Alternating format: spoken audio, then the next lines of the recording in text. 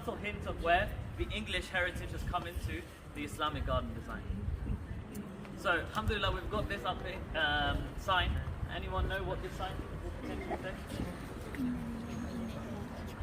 Most people guess it says Cambridge Central Mosque, but it does not say Cambridge Central Mosque.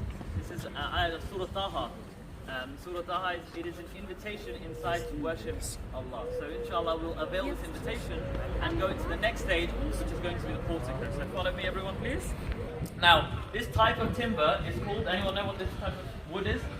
Mahogany? And mahogany is very hard and very dark. This is pine. That was the answer. Pine, spruce pine.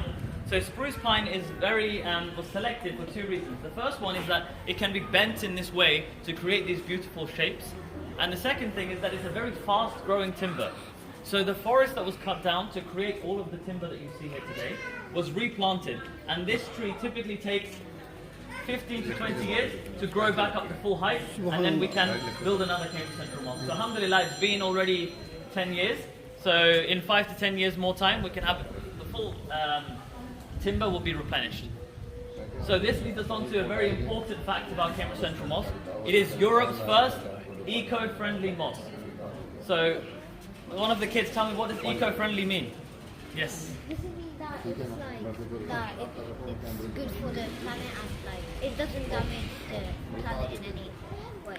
MashaAllah, that's a very good answer. She said eco-friendly means that it's good for the planet and doesn't damage the environment around us. Now this is, MashaAllah, very good answer. Very important to us as Muslims, because we have been instructed to be khulafa. What does khulafa mean in English? Anybody? Leaders, yes, leaders, and also custodians. We have been granted the earth and we are custodians of the earth. So custodians or stewards are responsible for making sure that we keep it in as good a place as we found it, if not better.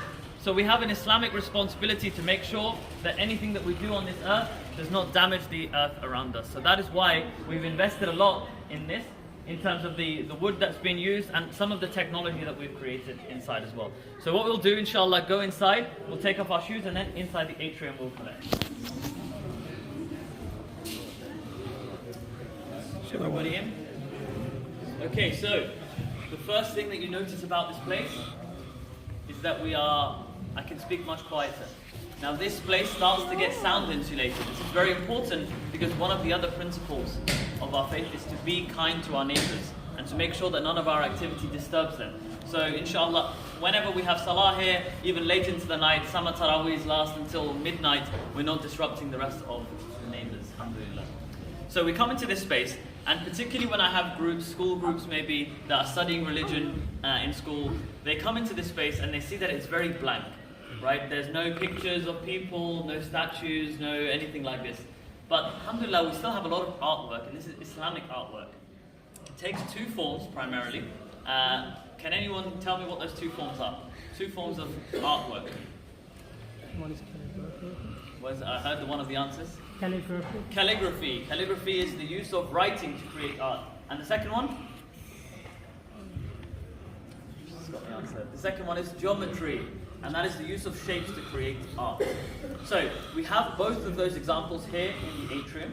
This is a space that's typically used as transitionary. People come in, take their shoes off, go. But they don't take a moment to understand the beauty that we the space that we have here. So if we have a look at the walls first, this yellow is known as the Cambridge yellow or the Cambridge gold brick. Synonymous with a number of the Cambridge colleges. They have this type of yellow coloured brick, and it's instantly recognisable as Cambridge. What we wanted was someone sees a picture on Google, they understand it to be Cambridge. And then the darker brick pattern is a homage to the Victorian railways-inspired era, when a lot of the houses in this part of Cambridge were built, and you see these old railway bridges have these darker brick patterns within them.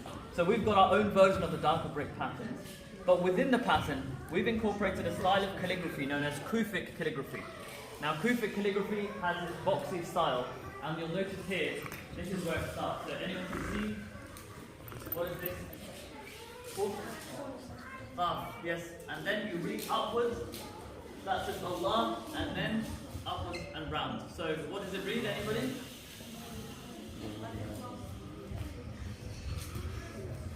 I heard the answer. قل هو الله أحد. Surah Ikhlas, Qul huwallahu ahad, translates to, verily testify to the oneness of God. Now this is obviously the cornerstone of the Islamic faith. Testifying to the oneness of God is the most important part of being Muslim. And so the idea is that as you come through the gates, you come through the Islamic garden, take off your shoes, put them to the side, start preparing yourself to go into the house of Allah, you're reading Qul huwallahu ahad, verily testify to the oneness of God. Subhanallah. So we take a few steps back, we start to notice that these are in square shapes. Do you see the squares? Those squares are an important part of the geometry that you see here. You're also standing on an example here. Now we see here, this is actually two squares. So we see one square here and another square that intersects it. This, alongside the ones that you see outside, are known as the breadth of the compassionate. Now this is a prevailing geometry feature that you'll see in all parts of the masjid, on the doors, the dividers, and also the carpets as well. So whenever you see things, point them out to me, inshallah. We have tea and coffee here available, mashallah, lots of the public use it. It encourages conversation, people can come in, meet new people, inshallah. And open to everyone, Muslims and non-Muslims alike. So the whole masjid is.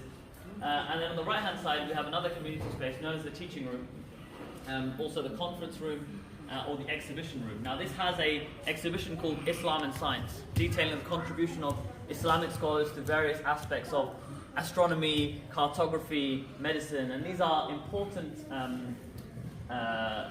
sciences that Muslim scholars contributed to over the Islamic Golden Age that we often forget about in British.